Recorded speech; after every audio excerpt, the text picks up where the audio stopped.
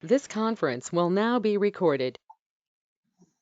Okay, so good evening all. Welcome to this innovative meeting on ISA FAFP, that's DAA, Digital Accounting and Assurance Study Group, where we have this is the second meeting of this financial year, and we have Ashutosh sir, a partner of MP Chitle.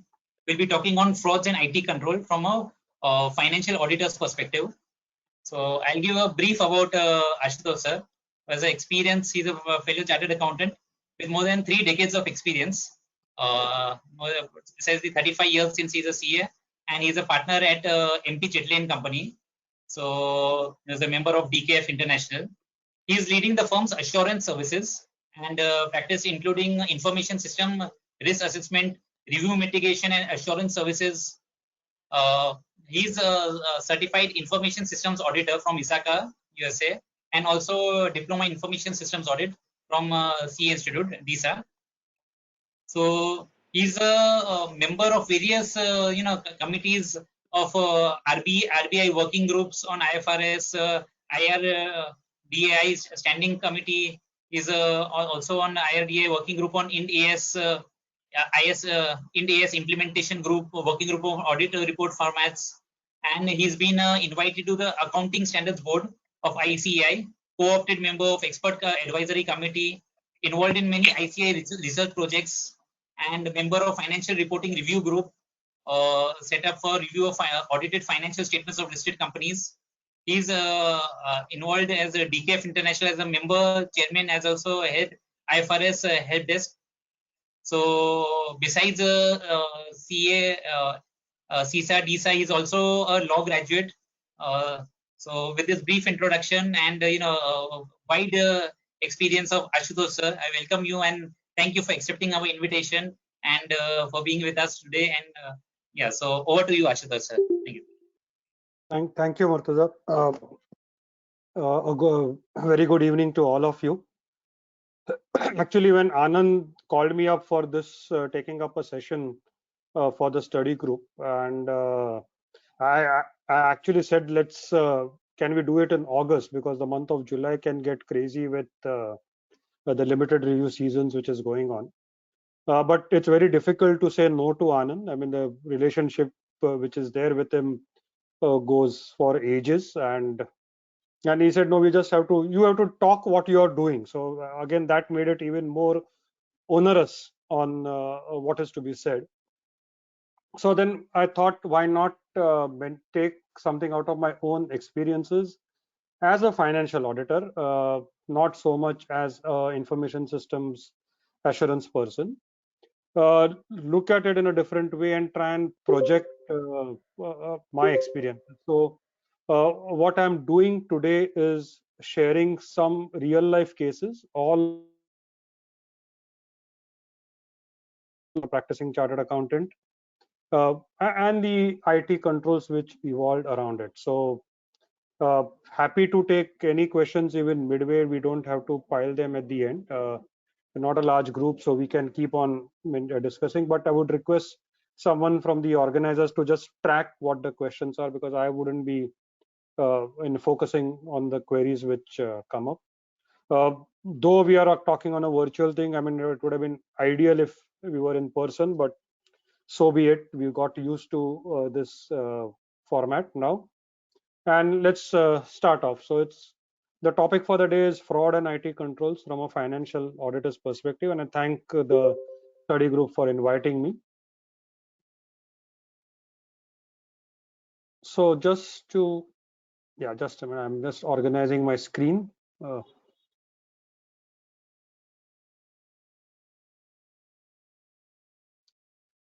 Yeah, so basically what we have seen over the past few years is that our business operations, and I'm talking from a businessman's angle over here, have significantly changed. And these have changed because products and services have changed, the markets have changed. COVID has taken over us for the last 2-3 years and changed the entire scenario of how one conducts business. What is the customer behavior? The use of technology has changed, use of techniques has changed in terms of market, and it is ever evolving. And I think the biggest thing was the unexpected events which happen time and again. March 2020 was the most unexpected event which happened, that where the world something which was never even dreamt of. There were days and days together where not a single flight was seen over the world. Wouldn't have happened in the last God knows how many decades. So suddenly it came upon us that we need to change ourselves. I still remember when the March 20 lockdown started, and I said, the way we work, I may perhaps have worked till about 5th or 7th of April, and then I'll just not be able to work because I can't work from home. All I need to do is go on the field and keep on working. Sad to say, it never happened. I mean, that uh, the siesta or the leisure time which I was expecting from 7th of April to whenever that 3 weeks were to get over, it never happened. The 3 weeks never got over. The lockdown kept on increasing, and the client demands kept on remain the same. So where we had to complete audits, we had to unlearn and relearn ourselves. We had to deploy technology. We had to change our own technique of how to conduct audit. The business had to change itself. The business guys had to keep on changing their own techniques and technology. And in all this, they still had to say that, yes, we are fine. So how do they say that we are fine? So there has to be at their end a change management system which comes in. Change management system gets coupled up with the risk estimations which happen in any typical business environment. So what we were used to, that yes, we would be doing it across a period of time, across months and weeks together, had to just get crunched, and uh, everybody had to rework themselves. So in all these changing scenarios, what really also happened was the types of frauds. I mean, any person who knows that when business changes or whatever happens, the fraud possibilities are also there, and then the fraud possibilities is something which will always keep on happening. There would always be the fraudster who is ahead of the organization, who is ahead uh, of the curve, as to so as to say. So when these techniques and technologies change, fraud possibilities change, fraud probabilities change, frauds did happen, and the entire environment around it had to be relooked at. So as auditors, what we were required to do, I mean, as auditors, we had our own reporting responsibilities, then as well as now. We are very clear in terms of financial auditors, external auditors. The Companies Act Section 143 had its own requirement of how to report a fraud, basis on the level of fraud, the materiality involved, where the reporting has to be done. It has to be done either to those charged with governance or to the authorities. CARO 2020, which comes into effect from right now, had a separate reporting on fraud. It actually expanded the requirements of CARO, what was getting reported earlier to what was getting reported now. So that has changed. RBI directions continue to remain the same. If the auditor has identified fraud, which are not normally identified by the by the bank itself in its own system, uh, the auditor is required to report that fraud to Reserve Bank of India and to the bank's board. IRDA regulations also, though does not require a auditor to report fraud the way Companies Act or RBI directions does, but it has corporate governance guidelines where it states that auditors are required to blow the whistle in a timely manner to IRDA. And when do they have to do this? If they determine that the management has failed to rectify any matter which has a material adverse effect on financial conditions. So a very vast definition, and all this put together, I would say, is a very onerous responsibility on the statutory auditor to report fraud. But the auditor comes later on. Before that, it's the management which comes in. And what happens to the management? So what happens to the management is a meme I saw on this Instagram page, TB4A, that is the Big Four accountant. It's got nothing to do with the big four firms. It's just an Instagram page which really throws up some gems now, time and again. So if you look at this, the client says that the accountants, and accountants globally, my friends, are also considered as auditors, are a part of accountants. So they are used synonymously. They say that the auditors ask so many questions. But what does the client say?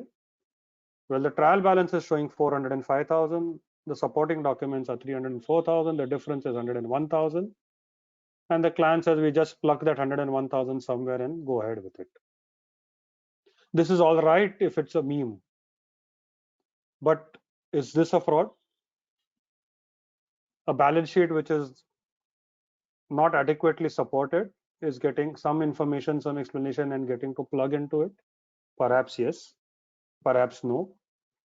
It depends on the materiality, depends on the way that it has been done. But there have been many, many occasions, and all of us would have experienced this. Kahin pe balance sheet is not tallying, you get the difference sorted out and you just merge it into something and the balance sheet is prepared. Is that a fraud? So these are small questions which keep on coming back to mind, and there are no yes and no answers over there. There is no 1 and 0 binary situation. It all depends. But for the management to say that I'm plugging this 101,000 and I'm not seeking for an explanation, is it management responsibility? According to me, the answer is no, because management responsibilities are also well defined. They're well defined under the Companies Act. They're well defined under each of the regulations in which an entity would apply, be it the banking regulator, the insurance regulator, the capital markets regulator, pension regulator, any regulator which is overseeing that entity. Even if there is no industry specific regulator, we have the Companies Act and the attendant responsibilities which come into it. Now, what happens over here in terms of management responsibilities is, firstly, there's a responsibility to prevent fraud. And how do they ensure that fraud is prevented? By implementing adequate and effective internal control systems, so that the control systems work by themselves. There is an early detection of fraud or potential fraud, which can be prevented, or if it happens, it can be detected and rectified as early as possible. And the management also has a responsibility to implement systems which will deter occurring of fraud.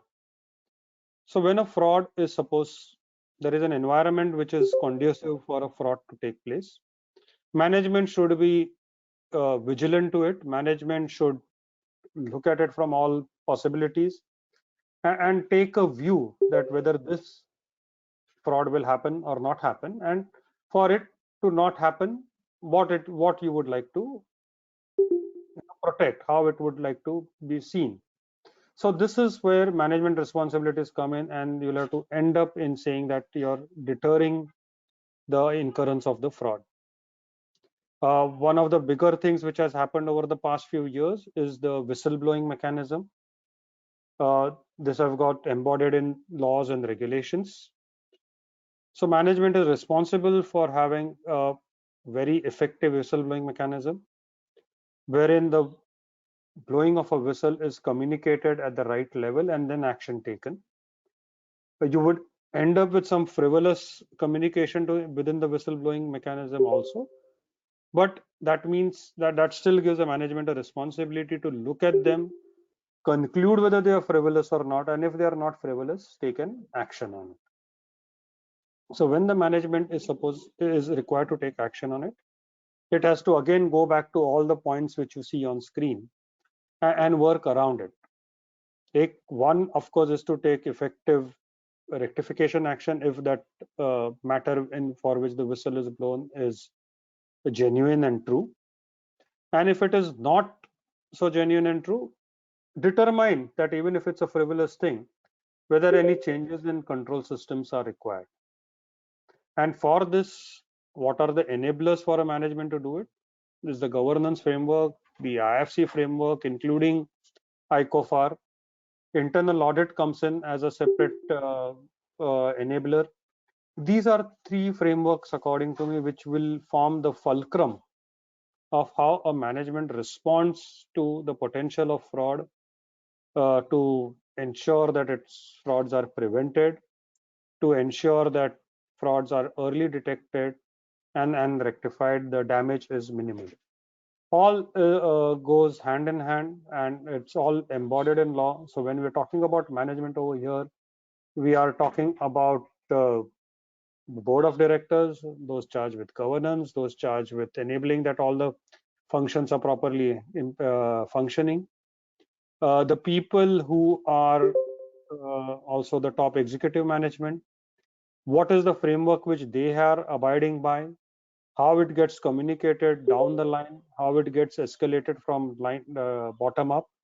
All this is the responsibility of the management, and they need to prove it. Not prove it, they need to implement it. We also know, I've used the word that ensure that fraud is prevented. We know, I mean, total control, 100% control is a myth. There will always be that residual risk which is there, but you have to minimize the impact of that residual risk. That is the management's responsibility. And along with this management responsibility, then comes the auditor's responsibility to determine and see how these controls are in place. Sounds a lot like theory. It is theory right now, because a control system is what the management will be implementing, and that control system is there to protect assets either from misuse or abuse, intentional or unintentional. If it's intentional abuse, it's definitely a fraud. If it's unintentional misuse, abuse, it will not be a fraud. It may not be a fraud, but it will still be a matter which needs the attention of the management, and they would have to design controls around it or refine controls around it.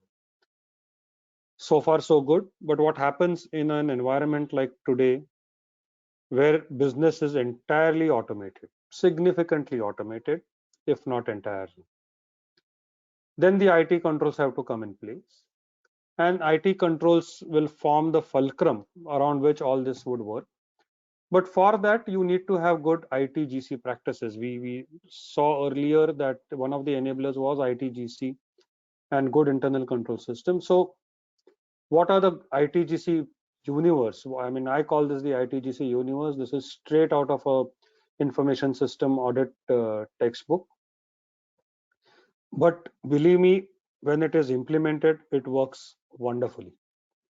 It really works wonderful to say that I have an IT strategy in place, I have a governance framework in place, I have designed IS controls, and those IS controls goes over the entire life cycle of an asset, of an IT asset, which is how my business is hovering around it. My hardware, my software, my telecommunication, networking, BCP, DRP, everything. I mean, today, when you're looking at it, you will just say that, अरे इसने तो textbook से उठाया है, हाँ textbook से ही उठाया है, because I have seen that when these individual components of the ITGC universe are adopted and implemented, they play a fantastic role in ensuring that the control systems work, especially in a automated business, and which right now would mean every kind of business. We are not talking about only the digital environment. We are talking about proper brick and mortar business where these control systems have been implemented in some manner or the other,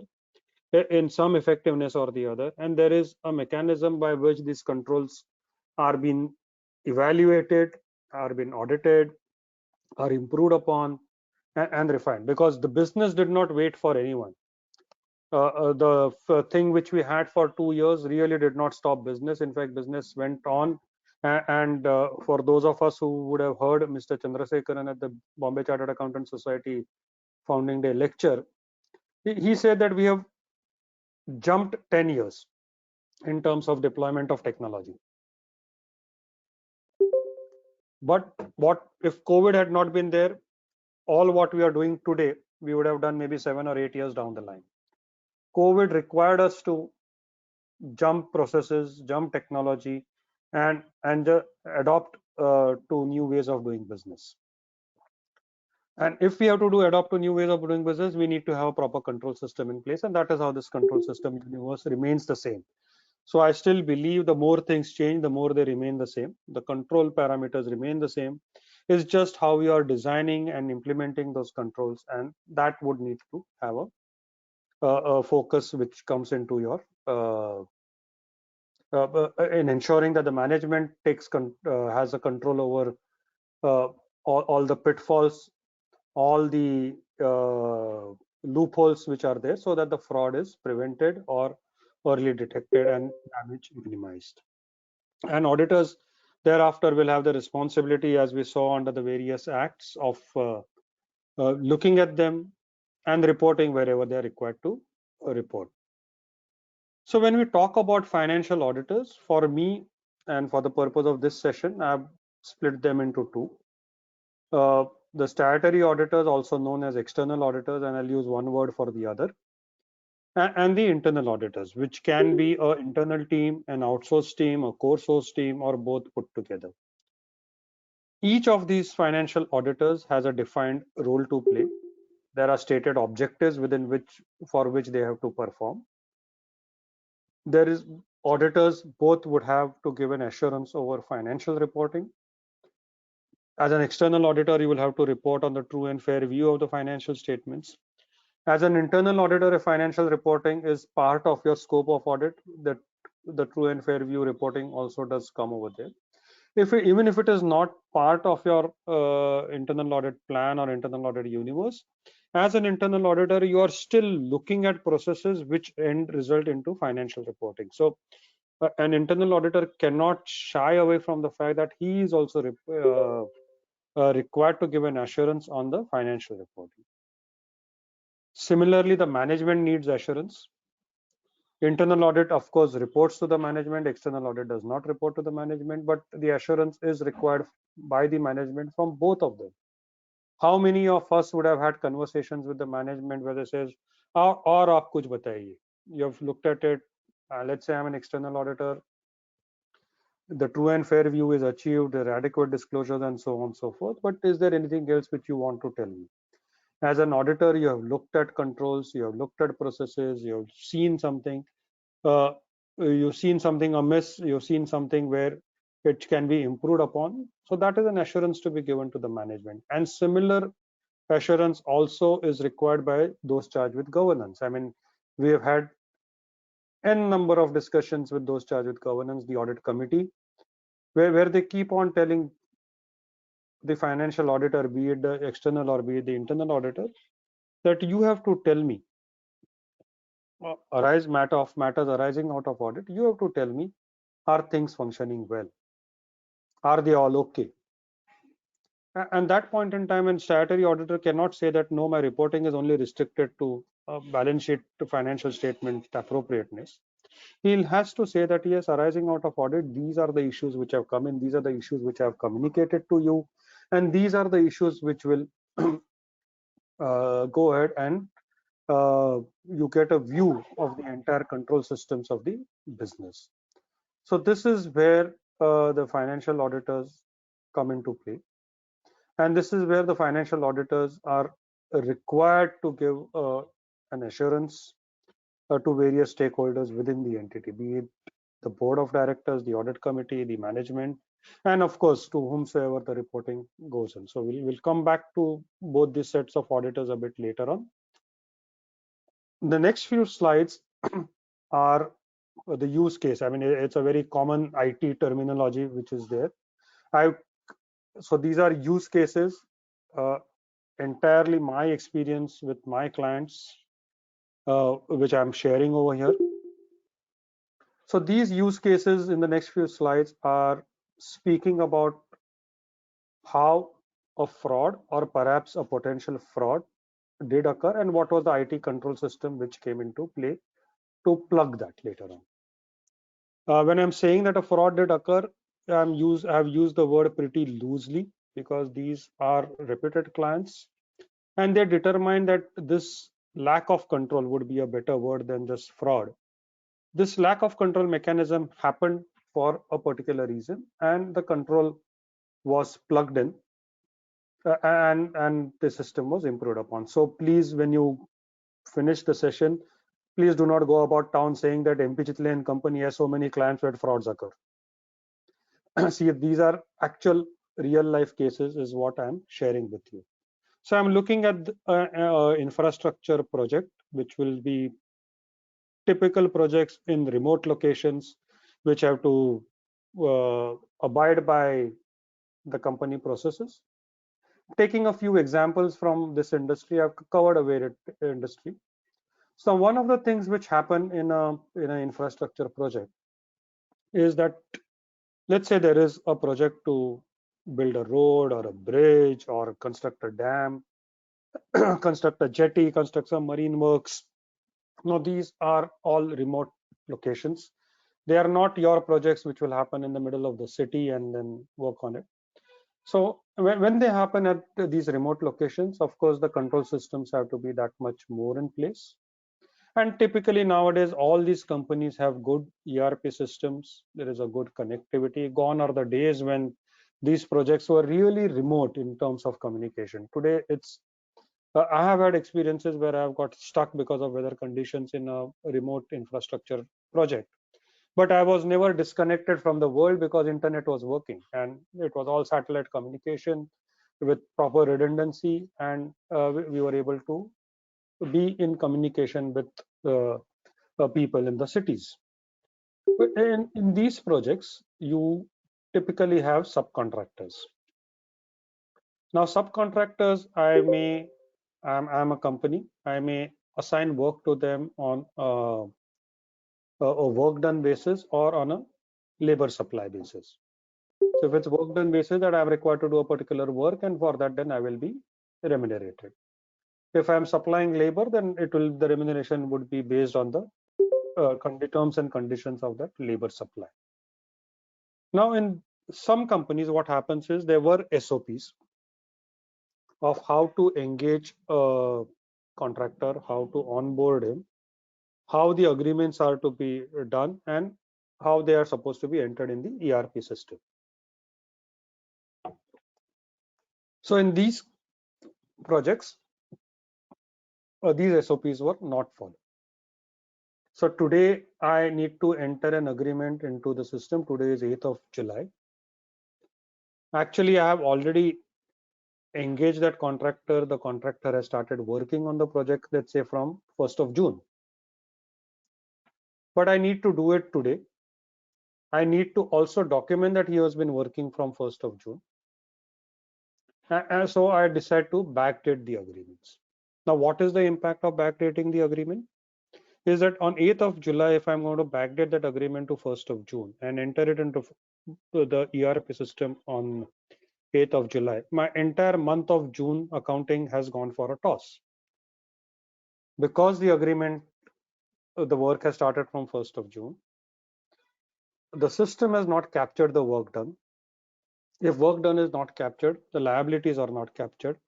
And we all know, in case of an infrastructure construction industry where we follow the revenue recognition criteria would be based on actual work done, the revenue gets impacted. So here costs are not recognized, revenue is not recognized, work is getting done, materials are being issued to that contractor, and it is not getting captured in our accounting system. Or I have entered into agreements with contractors who are not eligible to perform that work. So these are lack of controls. If they are intentional, they could be a fraud. If they are not intentional, they would be just lack of controls which done. So when this problem surfaced, and this problem was identified within the company's control mechanisms, the enablers which we talked about, it was identified as part of IFC, it was identified as part of internal audit, it was identified by part of a good ITGC system. The company decided that I need to plug this. Now, how do I plug it? I plug it by ensuring that having a proper control in the ERP, that when an agreement is entered into and it needs to be properly accounted for, if the agreement is backdated, there is a mismatch of date, or if the criteria of the subcontractor, which is again captured in the ERP system, is not proper. Let's say he doesn't have a valid GST number, or he doesn't have a proper rating. Like we do bank audits, we know borrowers are rated. So also in these infrastructure companies, the subcontractors are rated and their rating is kept on record.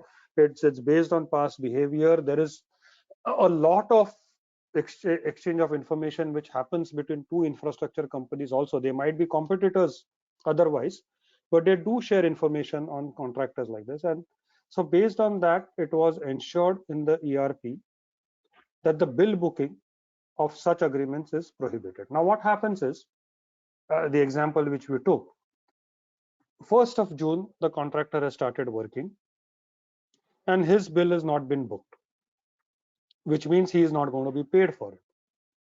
So if the contractor is genuine, he will chase the project and say that you finish all the documentation and please ensure that my agreement is properly captured in the ERP. And these ERPs are designed in such a manner that when, let's say, let's say it's a bridge which is getting constructed, and for the bridge there is an approach road to be built. A contractor is appointed for that approach road, and so when I design, when I ensure that the ERP booking is proper, the ERP has also captured my budget. So I know from a budgetary control point of view that for that approach road, X amount of rupees over Y number of days is what is required, and maybe Z quantity of material. So when the bills is booked, both X, Y, and Z are mapped. So this is the control which is there in the ERP system. It's just that in this particular example, the control which was designed by the company to ensure that such lack of or non-following of procedures don't happen was that you prohibit booking of the bill. Bill is not permitted to be booked unless all documentation is proper. Will ensure that the supplier of services over here, the subcontractor, also gets interested into proper completion of documentation, and the control gets in place. Now, is this a IT control? About 20-25 years ago, when we were looking at infrastructure company into underground projects, we had discussed this matter, and we had told, I mean, the typical example which the finance guy used to give was, we have to overlook some of these aspects because the work has to be done. So, and our argument to them was that why do you have to overlook? You just stop the payment. That's in your control unless the documentation is proper, and everything else will fall in place. So again, this is an example of the more things change, the more they remain the same. Control systems, friends, that's my belief, and I strongly believe that have honestly remained the same. It's just the manner of deploying that control is what has changed. Earlier, you could just stop this payment and everything else is to get in place. Today, when you have to stop the payment, you can't stop it physically, so you have to go to the ERP system and ensure that the bill booking itself is prohibited. Because once the bill is booked and authorized, the payment is automated. So if the payment is automated, payment cannot be stopped. So the best way of doing this is that you control it through an IT environment. You ensure that all what needs to be done is getting done and the documentation is proper, and go ahead and do the further processes. The next use case is, again, I'm looking at subcontractors, is materials issued to them. So the same example, let's take of the bridge and the approach road. So you have the subcontractor who has to build that approach road. In our X, Y, and Z, we said Z is the materials to be issued to him. Now, based on the type of agreement, it could be recoverable material, it could be free of cost material, it could be charged to them. Whatever be the manner of the commercial aspect of that issuance of material, as the owner of that project, I mean, of course, the legal owner could be someone else, but as a owner or the main contractor of the project, it's your material which is going into the project, and you have to ensure that the wastage is controlled. Many a times, because of lack of processes, there would be uncontrolled wastages. Again, if you extrapolate this into an intentional thing, it could be a fraud. There would be undue favor to subcontractors. And in our country, where the subcontractors are local lords, local political backing to back persons, there have been instances of favoring to subcontractors. There will always be. I mean, let's not mince words over here. There is a local person who has to be favored, but at the same time, as the company, as a commercial entity, you would want that wastage to be within control limits. So one of the best ways of ensuring that the controls fail is to do nothing. So when the project does not reconcile the material issued, I have issued you A quantity, you have used B quantity, A minus B is a wastage. So long as that wastage is within my tolerance level, it's fine. If that wastage goes beyond tolerance level, based on what the agreement is, you could do a recovery from the subcontractor, or you could bear the cost of that wastage. Either which way, there is a financial impact, and that financial impact needs to be properly recorded. But if I don't do the reconciliation at all, I will never know what is B. I will only know what is A. I will never know what is B. And hence I will not know whether A minus B, where it is recoverable, has been recovered or not. Whether a debit note has been issued, and now that debit note will be a GST invoice, whether that has been issued or not, a person will never come to know. So when this was happening, what was the IT control which was thought? Again, the ERP was modified, that unless the reconciliation is prepared for that time period, let's say a month, just like a bank reconciliation, we prepare on a timely basis. We ensure that bank reconciliation, it's ingrained in our minds in standard 11 that bank reconciliation is one of the best control mechanism, which it is. That same control mechanism does get extended to materials, and materials are equally valuable as the money in the bank account for which you diligently do a reconciliation. So this material which is issued has to be reconciled. It had to be reconciled within a timely manner. A time period was given. Let's say for the purpose of our discussion, the time period is 7 days after the end of the month. And once that is done, and once that reconciliation, which follows a due maker checker process. So whenever I'm saying today that a maker checker process is there, it means it's followed. So once that is done, the materials are issued, the materials are reconciled with the actual consumption. That reconciliation statement is signed off both by the subcontractor and by the project in charge, or whoever is the delegated authority. That gets uploaded into your ERP system, and then you get a trigger. Now further materials can be issued to it. What happens in the period from 1st to 7th till this is done? Obviously work cannot stop. So you are permitted, with again due authorization, to issue materials, but on a very selective basis. Based on the progress of work, it is decided upfront in the last week of the month that next 7 days you have to raise indents for the particular kind of material. Only those are issued. Thereafter, it is tracked very closely, and any wastages are then controlled. So these are use cases. As I said, I've used the word use case because that's the new jargon in IT field. Otherwise, the word would have been my experiences. These are my experiences of where there were control failures, but the company was receptive to identify, understand the control failure, understand where the gap lied, and how best to plug that gap by having a good IT control in place, a good control mechanism in place, and use IT as an enabler for that control mechanism. And this, it is after all, penny saved is a penny earned, is what they say. So by doing these procedures, there were savings which were made, and IT controls came to the rescue. Let's now look at the next use case, something as simple as petty cash.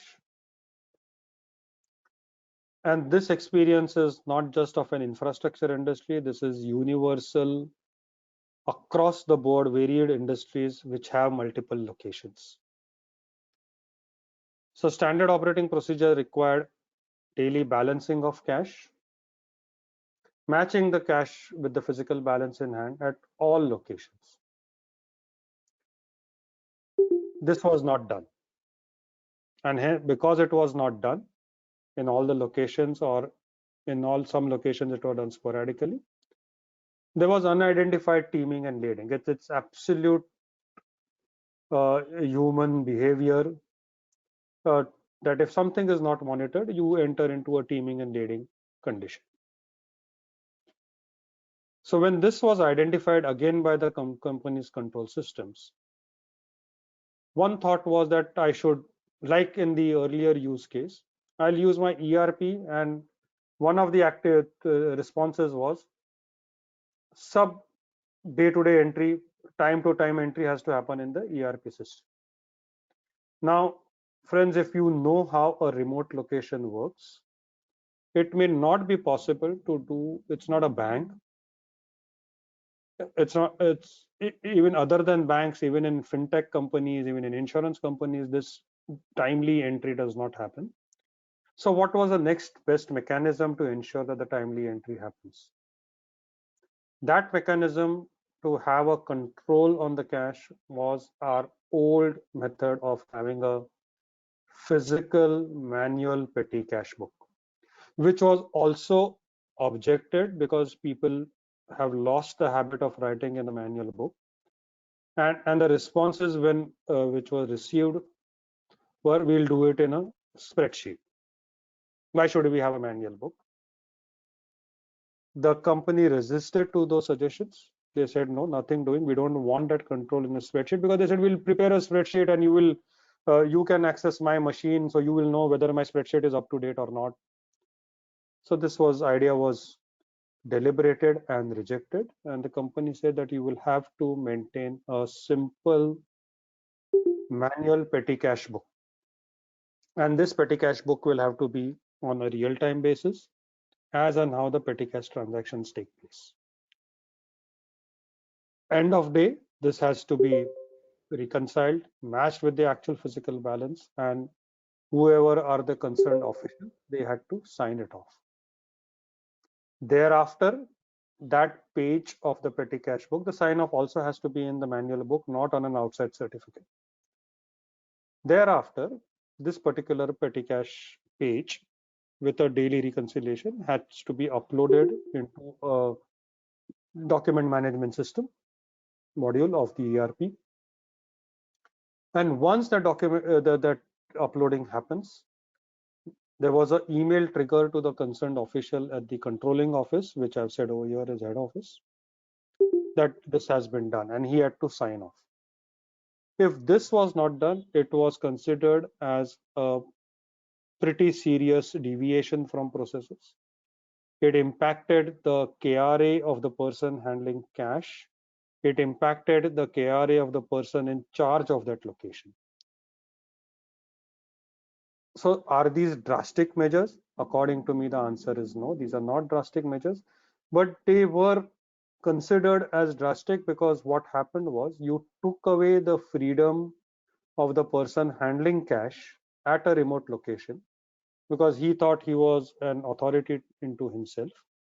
That was taken away by a simple control, not IT driven, of having a physical manual cash book, which will be seen by internal auditors or IFC auditors whenever they come in and have a look at it. IT was used as an enabler because by having them uploading into the ERP system, into the document management system. And it didn't stop at uploading, it was required to be signed off at the head office.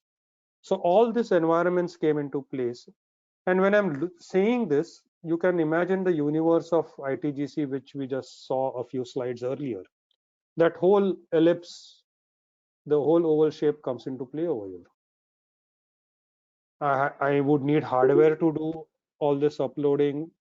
I will need good software to have the document management system into place, and a sign off of that uploading which has happened will also be on the software. And to ensure that this is happening on a regular basis and without any fault, I'll need to have a good network. I will need to have a good telecommunication system, so that each of these locations are now getting captured on a day-end basis or a real-time basis. If there's any change required, my SDLC measures come into play. And to ensure that there's no lack of continuity, my BCP DRP systems come into play. So if you just project this particular slide into IT governance universe, you will be able to understand that how ITGC can play a role in ensuring control on something as supposedly trivial as petty cash. Petty cash is one of the oft ignored mechanism. ठीक है, मैं उसको 5,000 रुपए दे रहा हूँ. My petty cash limit is 5,000. My petty cash limit is 10,000. And now in an environment of digital payments, I do not need so much of petty cash. But at the same time, it is an asset of the company. And as an asset of the company, it needs to be protected. And this asset of the company, if it is ignored, believe me, frauds can be many-fold over. And because these are small amounts, they will never be identified. They will never be seen as a problem area. So this is a use case which for me, it's an eye opener, because people refuse to believe that an element like petty cash needs to be controlled. But yes, it needs to be controlled, especially when you're looking at locations, and this can go from a brick and mortar company to a high-end sophisticated financial services entity or a digital entity. Wherever there is cash, wherever there are multiple locations, controls are required, and controls can be implemented and put in place. The next use case is again brick and mortar. We were doing some work for a two-wheeler entity. This two-wheeler manufacturer had distributors across India. And when there are these distributors across India, you know this is a marketing-driven entity, a marketing-driven process rather. Those distributors have to conduct training for their sales staff, for their sub-distributors, for their last in the mile agencies who are the guys who are selling on the field. Not just the two-wheeler, but the spare parts, the accessories which are needed, all of them. We know how a marketing outfit works. It does involve a significant amount of training to be given to the people on the field. The last mile, they will have to be trained. And in a typical manufacturing entity, and what I'm saying right now is my experience with a two-wheeler manufacturing company, but it can equally apply to any other manufacturing entity, whatever it manufactures and it distributes in a environment like this. It could same thing would apply to a pharma company, same thing would apply to any distribution piece.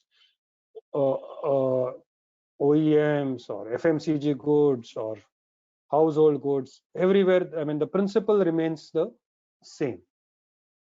So here what was happened was there was an agreement with the distributor by which training costs were reimbursed to them. They were reimbursed on production of evidence that training actually was conducted.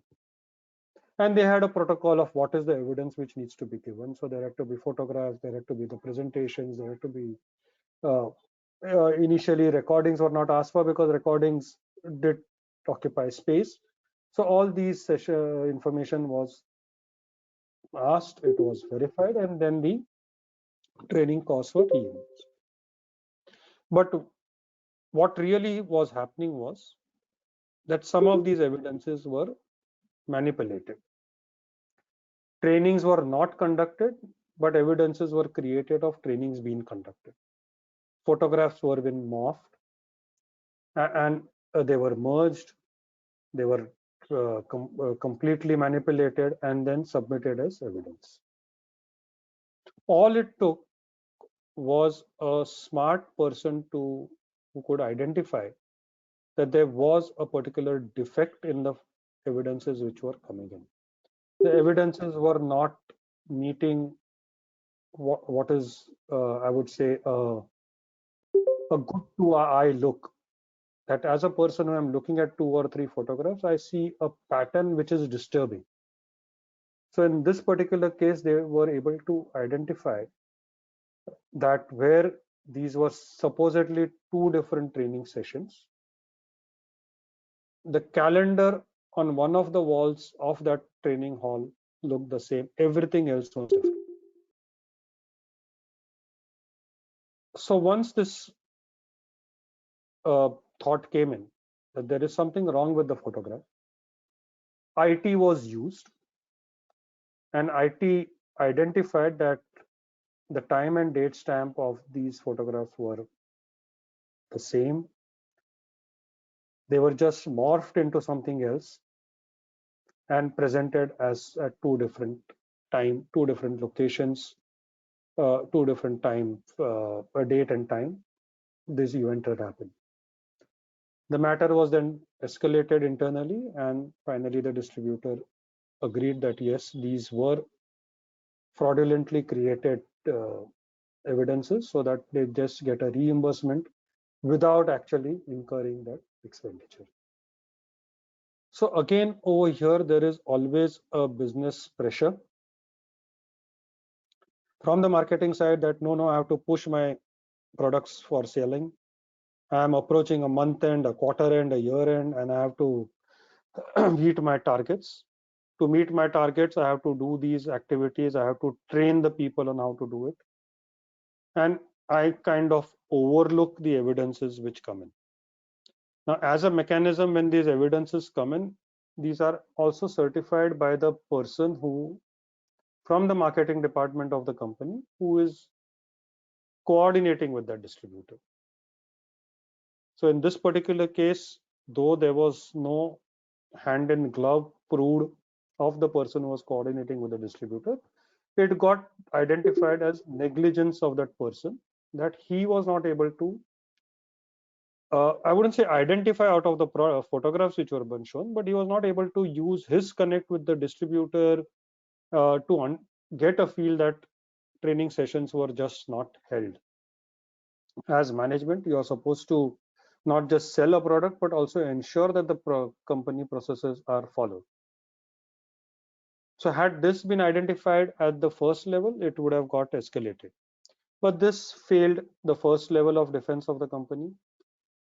There was another level of defense by the person sitting at the head office or the controlling office who was looking at all these evidences. And then he identified the problem with the photographs. Now was a visual identification which had to be supported by IT. IT came and played a role, identified the intentional manipulation of evidences which were done, and the matter got identified as a fraud. So this, my friend, actually is kind of, where brick and mortar industries are using IT as an enabler. And again, over here, if you look at that ITGC universe, each aspect of that ITGC will come into play. Hardware, software, network, BCP, DRP, all supported by the IT strategy and the IT governance framework of that entity. So what, as I said, seems to be theory when you look at that ITGC universe chart is actually in play, knowingly, unknowingly to the end user, is actually in play. And if it gets played effectively, the controls are proper, the controls are effective, and the controls are efficient. Let's move on to the next use case. And this is on the logistics industry. We've seen GPS-based technology has improved significantly over the past few years. And in logistics trade, where we used to have situations of even railway wagons disappearing, forget a truck disappearing from the map. We also had railway wagons getting disappearing, even though they were supposed to be on the railway track, and all the railway tracks in the country are mapped. Even then, wagons used to disappear. Wagons disappearing or containers disappearing at sea is again a regular issue with the logistics industry. So here GPS technology has already come into play. Now all our vehicles can be managed remotely, so much so that you can have the movement of the vehicles controlled. If they do not follow a predefined route, a query can get raised immediately on an online basis. Bots can do this part. The speed of the vehicle can be monitored. If you spot a truck driver going at a speed of higher than what was programmed for him, it can be monitored remotely and the speed controlled. The performance of the various spare parts can be monitored and controlled, which will give an indication that whether that person in a remote location, again, I mean, we are talking about the remote location services, is actually following the controls which the entity has designed. And why the entity has designed those controls? Because you need to ensure the end delivery of the product which is happening. So this technology development has been deployed by huge number of industries, huge number of entities, and the results are there to be seen. So what used to be a fraud prone area in the past, where a truck driver could have also done his own individual business side by side as he ambled his truck along the route, is all gone now with GPS based technology. With identifying where a particular vehicle is, where a particular wagon is, it's all getting under control. Of course, there would be players who will misuse and abuse the system, but the entire idea is not to bring it down to zero level. It cannot be brought down to zero level, but the idea is that yes, I can reduce that misuse and abuse significantly, and I use IT as an enabler for doing that. So this is how it gets worked upon in the logistics industry, and this is one more use case for us to believe that IT can be a good control enabler if it's effectively designed, properly implemented, and effectively monitored. Let's move on to another issue, and that is in terms of, I have taken the example of HR practices. We all know there are a lot of industries which have mandatory leave policies. It's there in the financial services for sure, but it is also there in the other organizations who are doing this. So now what happens in case of a mandatory leave is that a person is supposed not to work when he's on leave. And there are company protocols which says that, okay, when you are on mandatory leave, you can't even access any of our network. You can't even access any of our devices. You're supposed to be completely off the company network.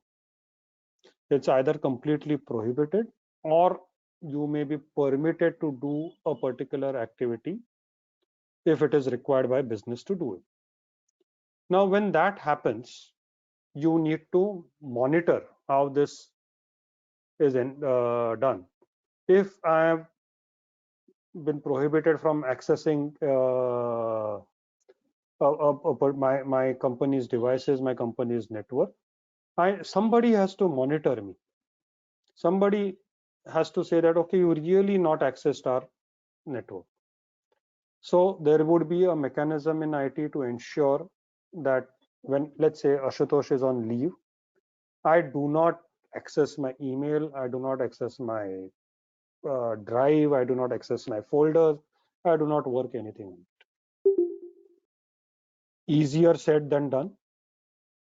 In an environment where all of us believe that we are indispensable, and something needs to be done, we'll always ensure that we'll have back doors open to do it. And then we have rationale for it. No, the matter was so urgent that I had to work on it. The matter was so urgent that I had to share my passwords with someone else so that he could go and log in and do an access, do the activity which is supposed to be done by me. All these become excuses and reasons. So again, to curtail it, stop it completely, or permit it with due access rights to each person. If an emergency task has to be done by a person on leave, then let it be done by him, not by him sharing passwords and someone else doing it. So if I am on leave, Ashutosh is on leave, I am supposed to be in X location, my password is shared with someone else who is accessing that machine from Y location, and the company's internal system should be able to identify the IP address of that Y system and say that, look, this IP address is at Y location, you are supposed to be at X location, you tell us now who has done your uh, uh, transaction. This is where IT comes in place. This is where IT works as an enabler, and this is how things can be controlled. There would be emergency tasks, we accept that, but you need to have a control mechanism in place to ensure that the emergency tasks are being done. So these works on the mandatory leave issues. You also have issues, though it's put as a bullet under mandatory leave, it's a separate point, that user IDs continue of employees who have left the organization. And then you will have n number of justification that why that user ID is required to remain active. You will say that the person went on mandatory leave and never returned. So till the time he never returned, I had to keep the user ID active till HR told me that, look, now he's not going to come. And how will HR come to know that he's not going to come? It's only when the supervisor of that user reports. So all this takes time. It will take a month and a half till that time the user ID is active. And if someone else has access to the password of that user ID, you will never come to know who has used that user ID and done a transaction which is not supposed to be done. So typical good IT controls would be that I ensure that when the person is on mandatory leave or he's off desk, the task which is supposed to do is also stopped. If the tasks which is supposed to do are to be done, then it is to be done with due authorization, and there is a matrix in place that yes, this particular person would now be allowed to do that activity. And one of the best controls which I see is a periodic review of user access rights. We do not know what creeps into modification into user access rights, even if they are done centrally. Over a period of time, I am a manager at a particular location. I am a manager to for work on it. So as a manager, I will say that I need this particular right. This particular right gets modified, and it remains at that. It is to be remain modified for a particular time period. Nobody remembers it. Time period has lapsed, but the right still remains. So a periodical review of these user access rights is very, very critical. And you need to do it more frequently for more critical roles, less frequently for less critical roles. I mean, the ABC analysis, which will be there, let's say in an inventory function, is equally important in an HR function to ensure that these are looked at properly, to ensure that these controls are in place, and to ensure that the damage to be done by having improper user accesses is minimal. Because if user accesses are compromised, then there can be a fraud happening, or there can be a loss waiting to be incurred. All in all, it will be a problem for the entity, and that problem needs to be prevented or early detected, and the consequence minimized. So these are some of the use cases which I had on these industries. Now we'll go to our next use case, and which is the BFSI trade practices, banking, financial services, insurance, where this is much more regulated. There are regulations also on how the technology is supposed to be.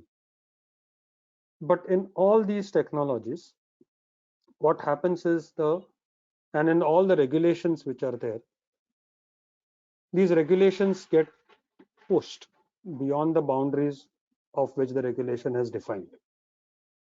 And this gets justified as trade practices. नहीं नहीं हमारे यहाँ तो ऐसे ही होता है. If we don't do this, this business will not come.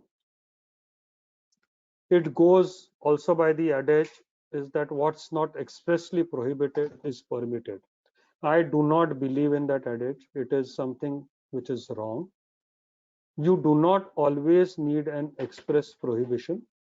You should be able to judge what is permitted by looking at the reference to context, by looking at the regulation, the environment around that regulation, and what led to that regulation to first come into play.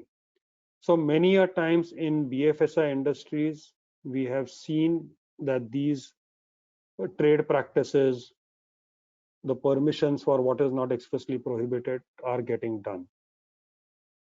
And again, I would have IT controls to ensure that such pushing and stretching gets identified and absolutely rectified.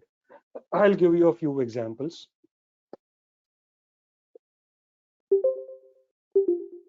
I mean, one of the first examples which came to mind was I am a bank.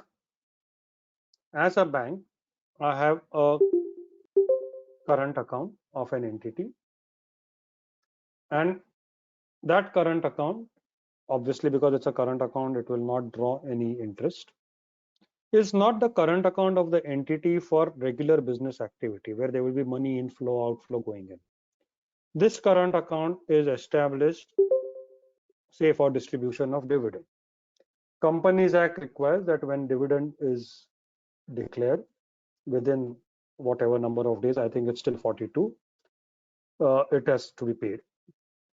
And within 7 days, you have to park it, or 3 days. I'm not sure about the number of days. You have to put the money, the dividend entire amount, into a current account. Now the business entity says that, okay, I have put my 100 rupees, which is the overall dividend payout, into a current account. I cannot use it for my business. So my ROI, let's say, was 11%. I would have otherwise earned 11 rupees over a year. I'm not able to earn. I'm not able to earn any savings account interest because I have to put it into a current account and I have to ensure that it gets distributed. So when this gets done, there are arrangements with the lenders, with the banks, of compensation being paid in some different form. Now this is pushing the boundary. So if this is happening, and if me as a bank has not blessed this in terms of management action, but it is happening at a lower level, I need to identify it. And I would need to have IT controls to ensure that such payouts which are happening elsewhere are getting identified. So what is the best IT control to have around it? If company X has opened a dividend account with me, my IT system should be able to identify any transaction with company X, and that transaction needs to be questioned by whoever is the controlling authority, whoever is the monitoring authority of such thing. Automatically, once it starts getting questioned, this will be this practice will not happen. We know a lot of activities, let's say, which goes on in insurance, to say that when premium is received and premium is collected by across the length and breadth of the country, my risk as per Insurance Act can start only when the premium is collected. There is a section in the Insurance Act which requires you to do that. But if that insurance, the premium is not collected in time, but because I'm at a remote location, I go house to house, I collect the insurance premiums. I do not deposit it with the insurance company on a regular basis. And I issue a statement saying that this is where I have collected it. It is collected before the due date. It's again pushing the boundary. So also here you need to have IT controls. As an insurance company, you are capital intensive. You are required to deploy that capital also into harnessing technology. So when an agent who is going along the country and collecting cash and issuing receipts, their IT can play an enabling role by ensuring that all this is getting captured in his handheld device rather than a manual system or rather than a spreadsheet which gets prepared later on. And that money is immediately deposited so that if there's a collection and it doesn't happen, then the person is questioned. So IT enabling has to be enabled to ensure that these boundaries are not pushed. Even if the boundaries are required to be pushed, there has to be a business case justification for it. The business case justification has to go to the whoever is the highest authority who can take a view on it. That authority can permit it by ensuring that there are enough controls in place so that the boundary, even though it is pushed, it is still remains within the regulatory framework. Just two examples. There will be a plethora of examples which come in. In this, when you're dealing with BFSI services, I would also feel that one should look at a framework which Reserve Bank of India has, which is the Fair Practices Code. I mean, typically as auditors, we do not look at the Fair Practices Code so often. But if you look at the Fair Practices Code, which is entirely consumer oriented, you will understand the discipline which RBI wants of its regulated entities, and that is how they need to practice it. So, and you can look at that Fair Practices Code and then question the management arising out of that code. What are the IT controls you have put in place to ensure that such events do not happen, or even if they do happen, they get identified on a timely basis so that remediation exercises are done. A very interesting document. Please have a look at it whenever you can to understand from what to what level RBI has gone to protect a consumer who deals with a banking lending institution. Similarly, IRDA has certain controls in place. But one of the things which RBI has gone, and we'll look at RBI regulations or RBI requirement on that, is the online transaction, which have increased manyfold. Today, when you can use a UPI system to buy a banana or pay your auto rickshaw driver, you can imagine the burden on the system. These are statistics given by NPCI, National Payment Corporations, on its website. There are 64,703.18 million transactions. I do not even know how many zeros would come after this figure, which have happened in financial year 21-22 with a value of 2,43,607.21 billion rupees. Staggering figures. India is one of the few countries where such online transactions are now happening. Our unified payment system, our digital payment system is far superior to even some of the developed economies in the world. You also have 7,572 million non-financial transactions. There has to be a million after that 71. Now, what are non-financial transactions, which is something as simple as verification of Aadhaar, verification of KYC, uploading of some information. So this also is part of your financial transaction framework. So when we have such huge number of transactions, as a country, as a regulator, as a businessman, as an auditor, each one of us is responsible, or even as a consumer, that each one of us is responsible for our behavior on online activities. And RBI is playing a fantastic role in creating awareness on the safe practices to be followed so that frauds are minimized.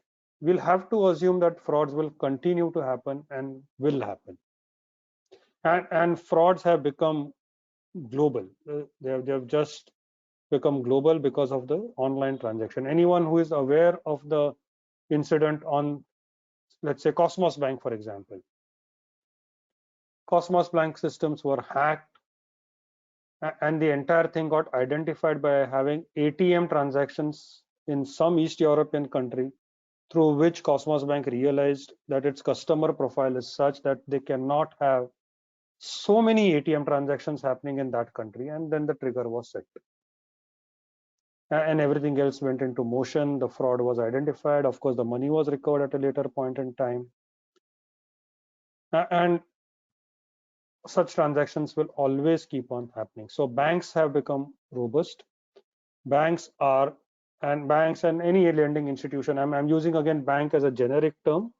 Any institution which is into digital transaction space have become vigilant. They have set up very good systems to ensure that this is minimized. But at the same time, as users, and now I'm talking ourselves as users, as those people who conduct these online transactions, and not just we as auditors, we need to be aware of how we conduct ourselves. You have seen so many newspaper items that where auditors also, regulators also, law enforcers also have fallen prey to online frauds. So we really need to be vigilant. And next couple of slides is I'm taking you through what RBI has put up for all of us to be aware of. And if we are aware of those things, it will reduce the probability of a fraud happening. So RBI has a Be Aware campaign, a nice play of words from beware to be aware. This is the link. The slides will be shared with you at the end of the session. So please go on this link and look at the documents which RBI has put up on various modus operandi and precautions to be taken. Something as simple as phishing. Time and again, we have been talked about, we have been told of be aware of phishing links which come in. Spoofed SMS, spoofed emails, which will take you to a fake website that looks genuine. You'll end up doing a transaction and your money is gone. Phishing calls, phone calls pretending to be a bank or an NBFC to a wallet provider. You believe them, you trust that call, and you do a transaction, and the money is gone. Frauds using online sales platform. So they are selling something, or they're prompting you to sell something as a used device. They pretend to be buyers, and then they say, okay, now I want to test a transaction. So you use your request money option for UPI.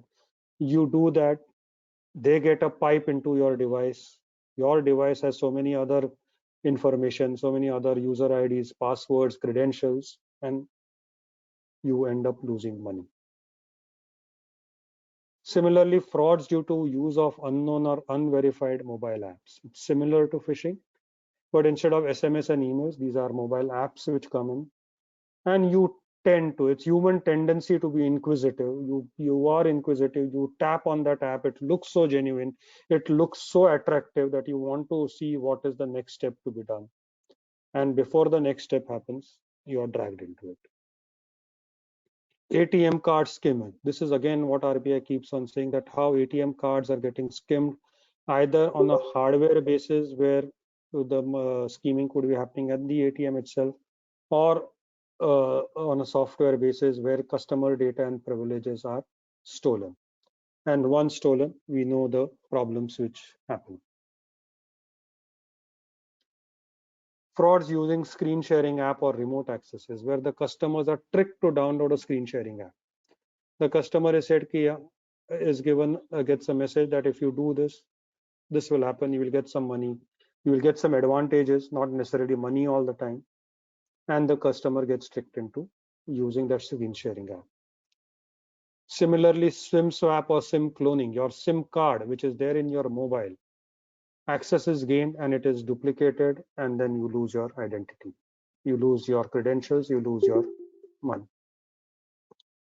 So especially today, when the mobile has become such a powerful device, that we really need to protect its usage. We really need to have to ensure that we protect it with all our heart. It's like protecting a child, because there's so much of assets in that mobile which needs to be done.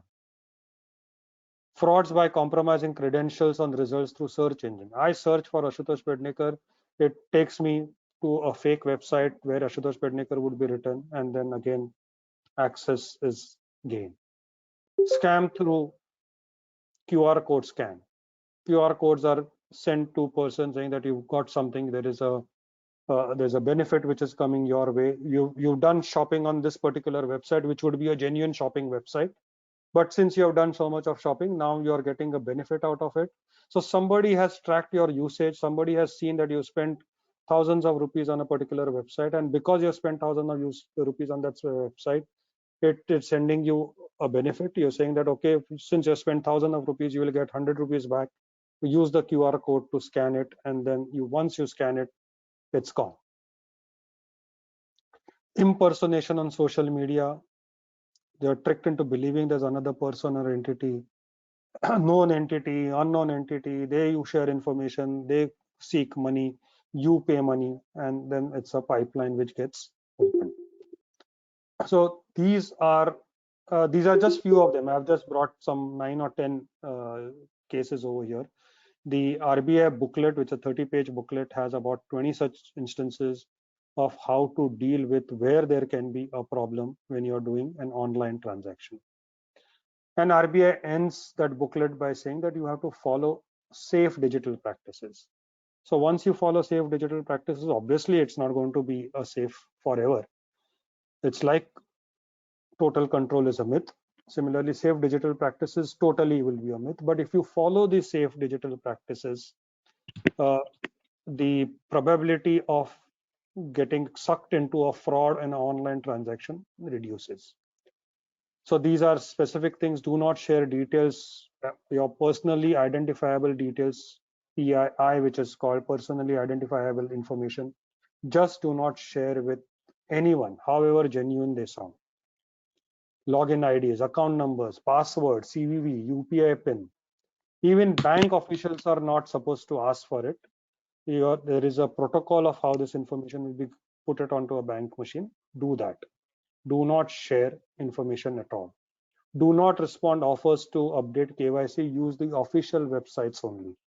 There are few paragraphs of how I can identify official website, and this is a simple, non-technical, non-jargon oriented booklet meant for common users. Read it, because that will be very useful, and not just as a user, because we are also chartered accountants, we are also auditors, we are also tax advisors. We have a fiduciary role in terms with our clients. So if we are aware of the safe digital practices, you will be able to tell to your client that, look, this is how it can be played, and this is how those digital practices would be then get spread around, and the probability of fraud gets reduced. So similarly, transaction involving receipt of money, you have to remember that whenever you have to receive money, you are not required to scan any barcode or QR code or do anything. If you are a valid recipient of money from a valid transaction, the money will come to you. You are not required to do anything online. The moment you have been told that your debtor is going to give you money, but you scan this barcode or scan this QR code, you are into problem. Official websites also, as I said, be it of the bank, the NBFC, the e-wallet provider. We have so many e-wallets which we are using. And one of the best way to identify whether it's an official website or not, just look at spelling errors in the domain name. ABC Bank could be written differently. The A could be at the rate of symbol. So you got to look at such kind of thing. You have to be vigilant when you're doing these transactions. If you get an OTP for a transaction which is not initiated, you have to immediately inform. Again, a personal experience which is as recent as yesterday night. I got a OTP which was followed by an email saying that my IRCTC password was to be reset, and this is the OTP for that. Now, I have not booked a ticket on IRCTC for years, and it had said that if you have not done this transaction, you please inform this particular email ID, which I did. and then I had to reset my credentials separately. So there are these controls mechanisms in place. It's just for us to be vigilant enough to do it. Do not ignore that. Okay, there is no IRCTC wallet, so I lose nothing. I have not done a IRCTC railway booking transaction on IRCTC for maybe last 7 years, but I still have a user ID and a password. I have a credential over there. That credential needs to be protected. And there was a trigger by receipt of an SMS and an email for which I had to respond. But you have to go be careful to see whether that's really a genuine message which has come or it is a fake message which has come. So do not be misled by emails intimating deposit or remittance of money. And one of the last two bullets are, according to me, a fantastic controls mechanism. You can set limits for your online transactions. You're using credit card, debit card, UPI. Transactions now can be set per event, per day, domestic transaction, international transactions. Some websites you may not want to dig into, you can do that. And there is nothing to beat strong passwords. Do not become lazy in terms of usage of passwords. Follow the protocol, follow the password mechanism, and you will be much, much safer than what you are right now. I have also done looked at some global research in terms of digital payments, digital fraud, and they threw up uh, some quite interesting findings. And for us as auditors, accountants, advisors, we really need to be aware of such findings. This is Pricewaterhouse Global Economic Crime and Fraud Survey, which was done in 2020. The trigger for the survey was, of course, COVID and the impact of COVID on economic crime and fraud. They do it on an annual basis. The staggering amount of losses reported is $42 billion over 24 months. So $42 billion were lost. How much of it was recovered, we have no idea. The survey does not mention that. It in fact says that they are not able to identify the recoveries made. But what is scary, that only 56% of the entities, and this is a global survey, mind you, some 170 odd entities per survey across the world, developed countries, developing countries, everywhere.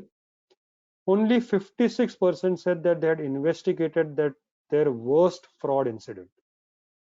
So which means 44% had not even investigated their fraud. And only 1/3 reported fraudulent behavior to its board of directors. So where we talk about good practices, ITGC, and so on and so forth, this is the statistics which is available in public domain from reputed entities who were participating in that survey. The other survey was EY's Global Integrity Report, which is 2022, more recent than the 2020 survey. In fact, the PwC survey made a statement that post-COVID, there was not consistent information available whether COVID has led to an increase in fraud on digital environment. But this is 2020 when COVID had just started. 22 EY survey says, I actually couldn't find the PwC survey for 2020. I just wanted to see whether they have updated that data. But the EY survey says that out of the past 14 years, frauds spiked in 2020. That is the year of COVID. And if you look at the next bullets over there, you'll see 42% of the board members opined that unethical behavior in senior or high performing employees is tolerated. It's tolerated so that you are able to do things in a different way, which was 34% in 2020. So another 8% this increase, and 42%, mind you, is a very, very high figure of board members saying that they would tolerate unethical behavior. Global report, this is not India specific companies. India was part of it. Again, some 150 odd companies are part of this survey. 34% of the board members opined that it is easy to bypass organizational rules. all my use cases, my experiences, which I put forth earlier, be it infrastructure, two-wheeler, logistics, this was bypass of organizational rules. And that bypass led to a fraud or to a loss event. And here we have of the global entities saying 34% of the board members say that it is easy to bypass. Now, where does it takes the responsibility of the board? The management responsibility is to prevent fraud. If 34% of that says that of them say it is easy to bypass organization rules, and 18% said they are willing to falsify financial records or mislead auditors and regulators for their own progression or increased remuneration. And all of them, if you look at the 2020 figures, were much less. The increase from 2020 to 22 is about in the range of 25%, 20 to 25%. Staggering outcome, staggering statistics. If this is the statistics which we are staring at, then all what we have talked about in terms of implementing IT controls to prevent fraud is going to be a much more onerous task. But all is not lost. We looked at the Gartner's report on online fraud detection, and which says that because of the online transactions, the huge surge in digital transactions, online transactions, there were key findings and recommendations which the industry has given and which is mentioned by Gartner. There is a convergence between online fraud detection, identity proofing, and authentication as a risk mitigation measure. So if a fraud is happening on an online transaction, it needs to be detected. And one of the best measure of detecting is who is doing that transaction. The identity has to be proved of that person who is doing the transaction. And it has to be authenticated that whether this is indeed a problem or it is not a problem.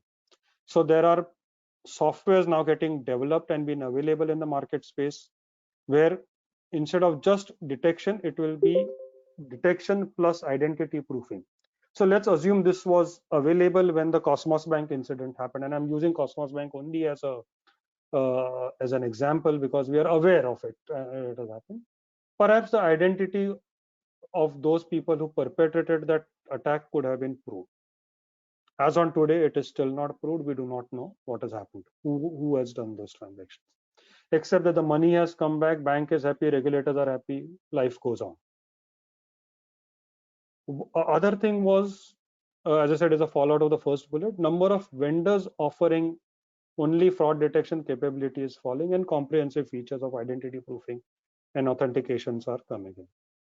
And banks are willing to move to vendor hosted or SaaS solutions for transaction monitoring, because banks also realize that if they have to do it in-house, and here in this research, the word bank is again generic to all lending institutions, fintech companies, NBFCs, and so on and so forth.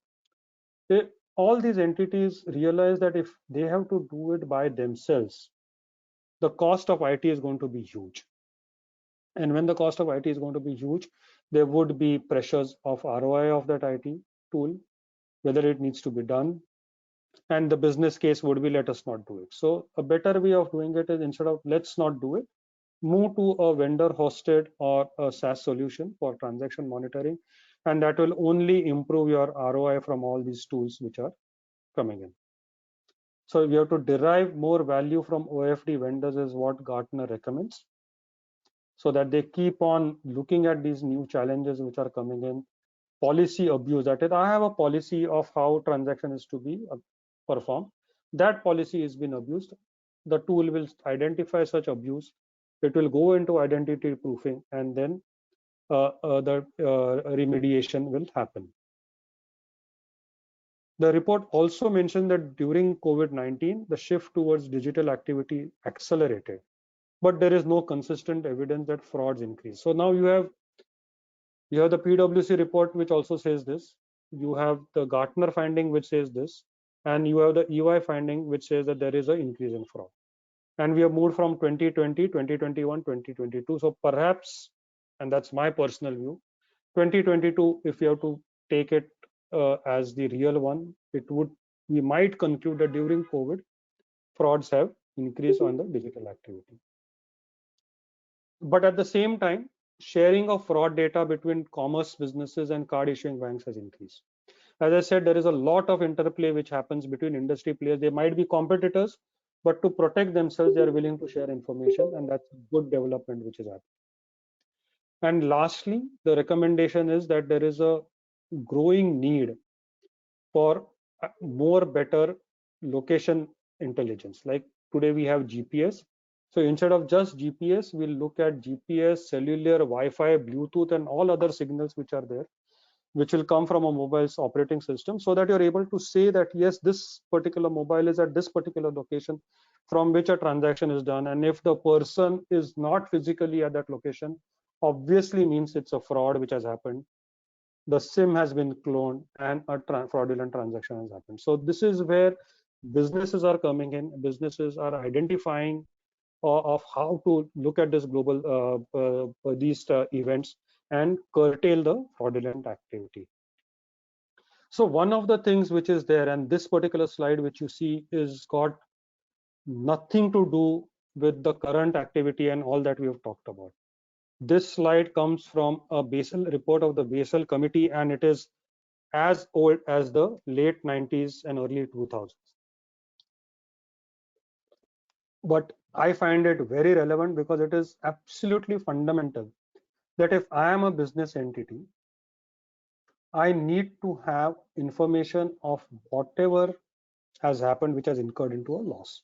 Since we were talking about fraud, let's say where you see on the left hand side the business unit incurs loss, let's assume that there's loss on account of a fraud. Now you need to document this. You need to document that into a separate database.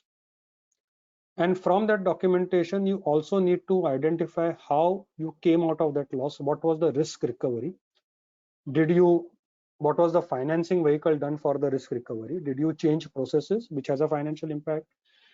Did you install some more controls, which has a financial impact? How much money was gone into it?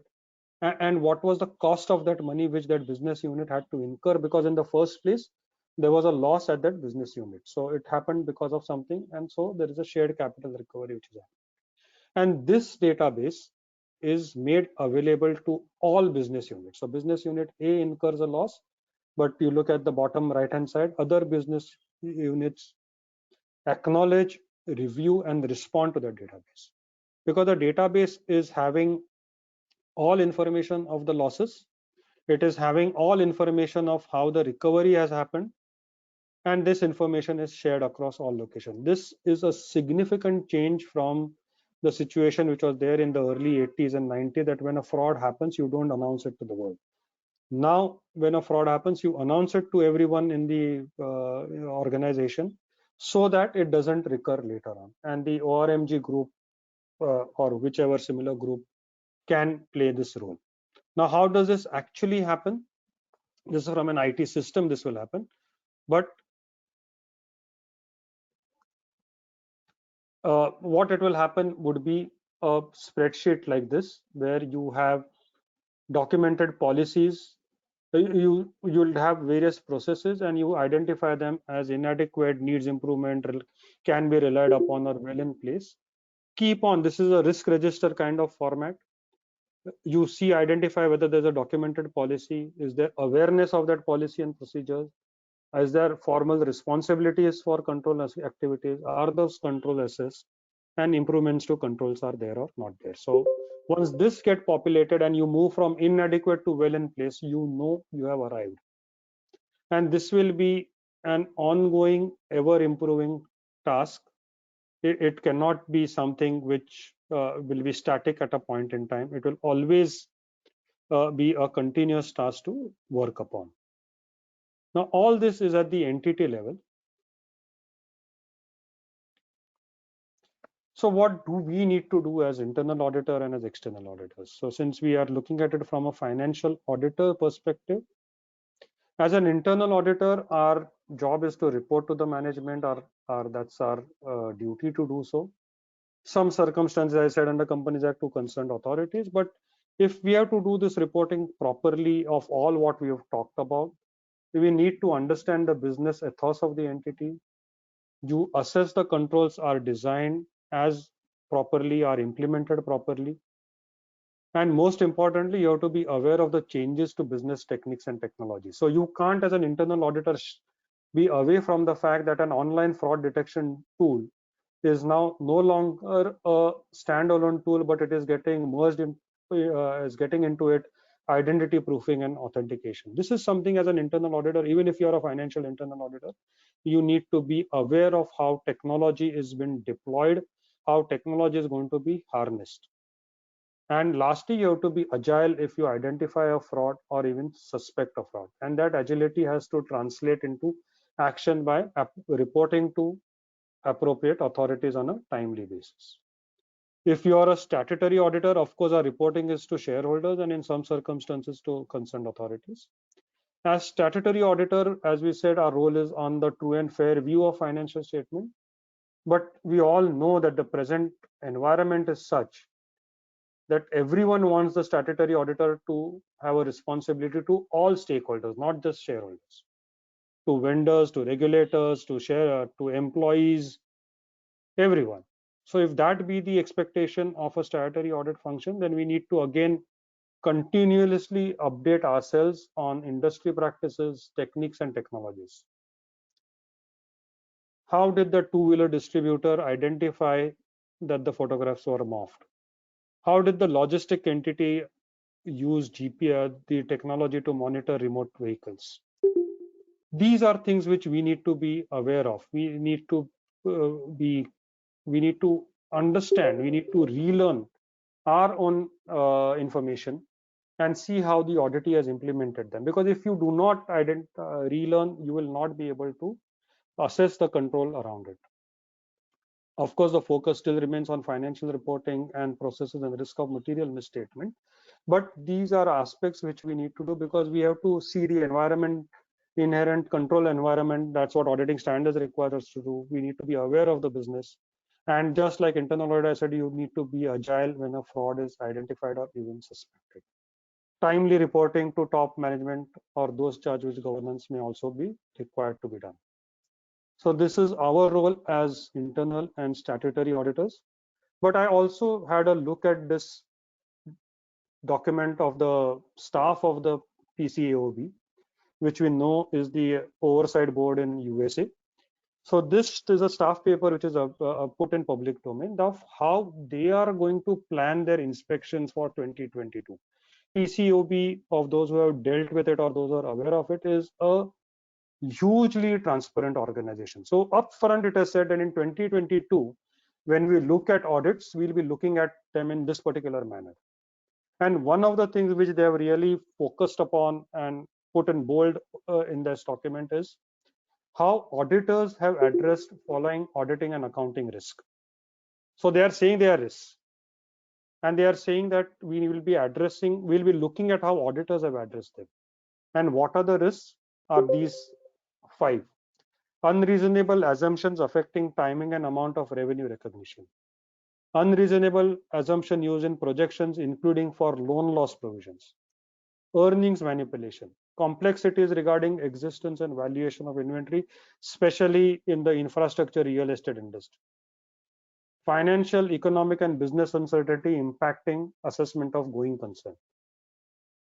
Now, I'm not going to name any names over here, but for each of these bullets, you will be able to relate to recent events of entities in India where these things would have happened. Now, here, the regulator of the auditor is going to address how the auditors is going to inspect how the auditors have addressed this risk. So then, as financial auditors, it's much more imperative on us that we document the way we have conducted the audit so that whenever regulator is looking at us in this particular manner, we'll be able to justify that how we have addressed them in our audit process. And for that, the entire auditing standards on fraud, on control, on business knowledge, everything comes into play. So this is a starting point for us.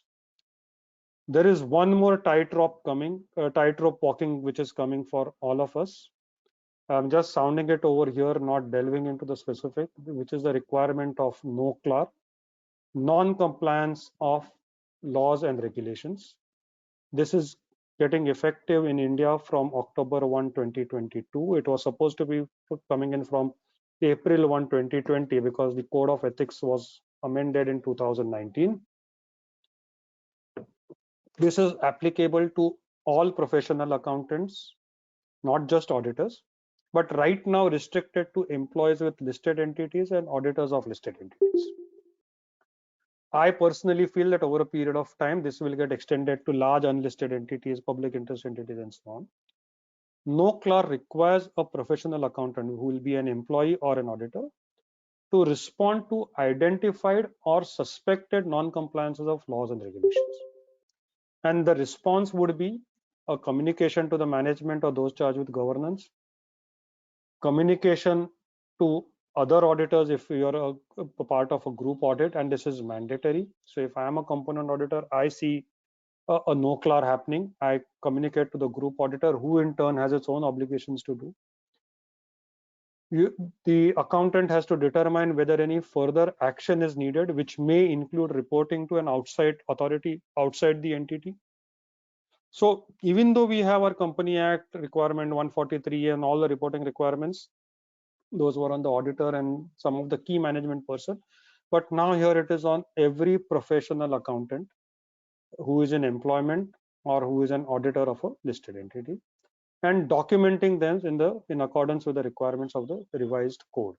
This is based on the International Ethical Standard Board code, which India has converged and adopted for itself. This comes into effect from October 1, 2022. So it's kind of one more new requirement. It's going to be an absolute tightrope walk for us accountants, but we got to meet that challenge and move ahead. With this, I've come to the end of my session, 10 minutes ahead of schedule. Just to say that the views expressed are mine and not of any of the authorities, regulators, institute, the study group, or the firm ISACA or MP Chitale and Company.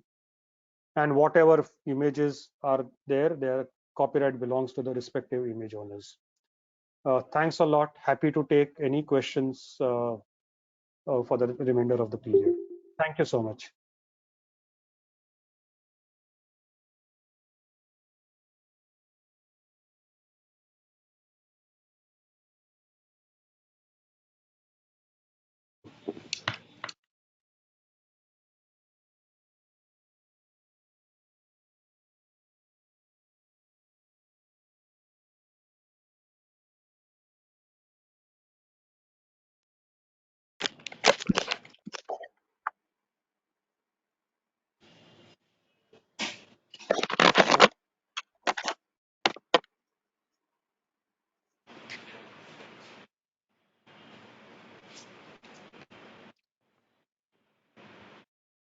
Are there any questions or anything put in the chat box? I have not been seeing them.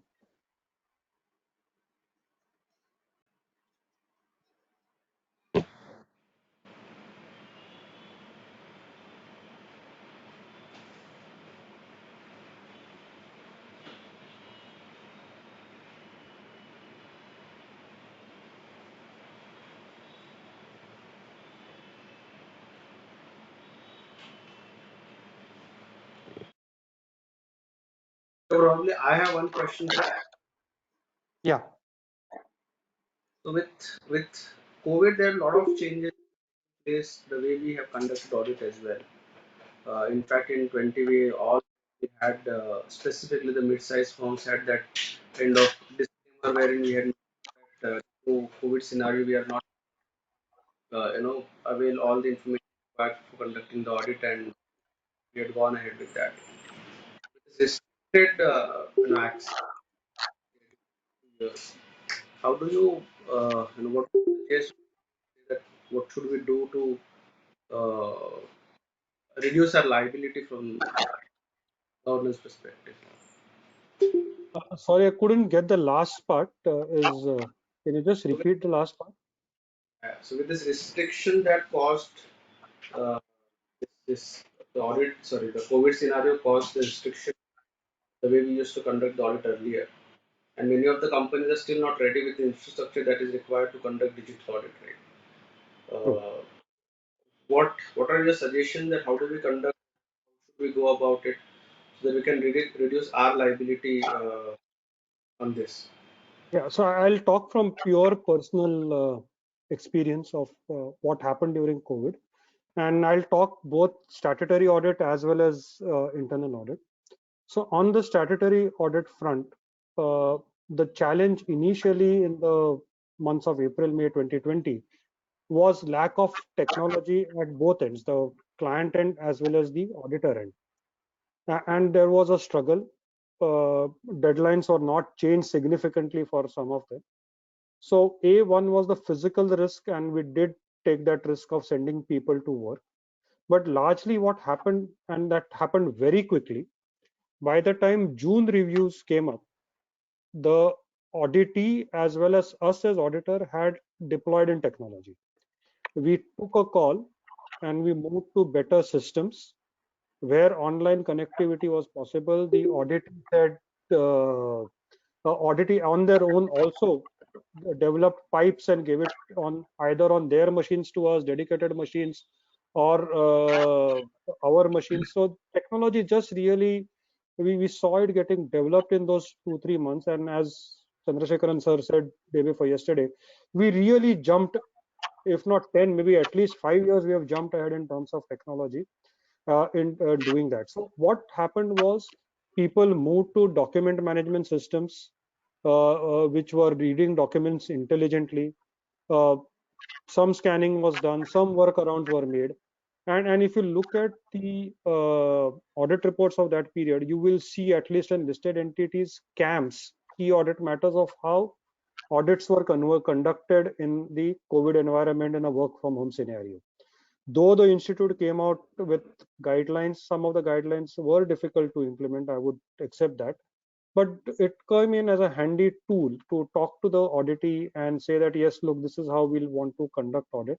And I would reckon by the second half of 2021, September onwards, things had pretty much settled into the remote access environment.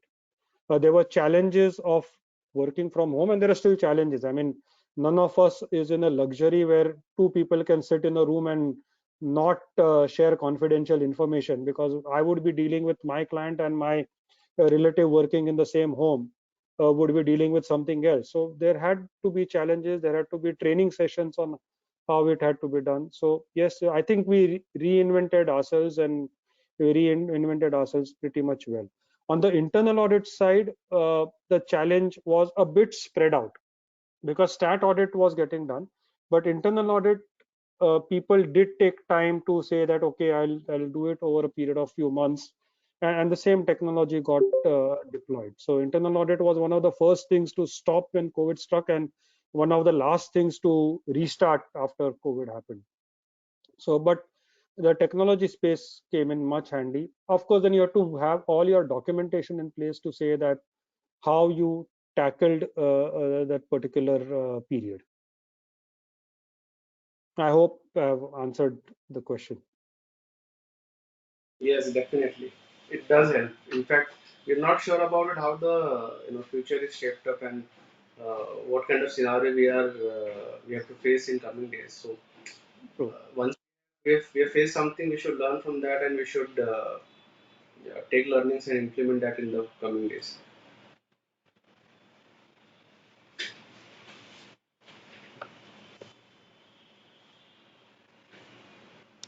Let me just check the chat box if anyone has any questions.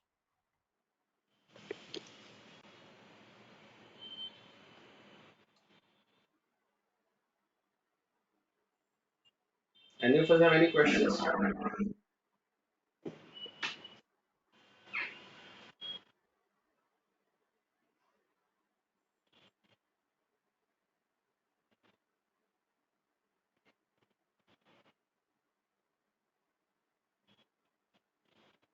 Thank you, Anand, for the comment. No questions. I really mean it. The examples which you gave are simple, but very profound, with examples of how IT is affecting us. I mean, we are able to control the environment. Some of them I could also relate because I too had some experiences, similar experiences. Yes, definitely. Thanks a lot. So I completely, all of examples we have given will, in some way or the other, when we conduct the activities, but very lot of us sometime because we get carried away with the work and we miss to have that vigilance. But it help us to remember what to what to do and what not to do while conducting the audits. Right? Specific the RBI's circular as well, and I'm always when I read that first time I was at last because of the name. It reads that Raju and it reminds me of a famous scam that I conducted. That will also, how many read that? Sir has pointed out it's all there on the public domain, but since it is there, the reference is there in the PPT, we can use that and we can appraise our this Absolutely, that method. document is really fantastic. Raghu and the 40 thieves and similar ones. RBI has really taken some uh, great steps in public awareness. Yeah, exactly. So that some of us must have read it, but I think the since we read it, I think all of us would have that takeaway that we should go and we should read those 40 scenarios RBI has given the way the methodologies of the fraud, and we should read that and we should appraise ourselves. So from that, from the small things platform, sir has given a lot of insights to a lot of practical scenarios and said that it's gonna be useful for all of us in the day-to-day life. So on behalf of the entire, I thank you Ashutosh sir for accepting Pleasure. the invite, enlightening us on these topics and case study that you have all of us face on the day-to-day basis. Thank you. Thank you. Thank you, Ashutosh. Thank you. Yeah. Next session we will announce. Uh, till then, maybe next month we'll have one field Physical visit. session. We'll update on that.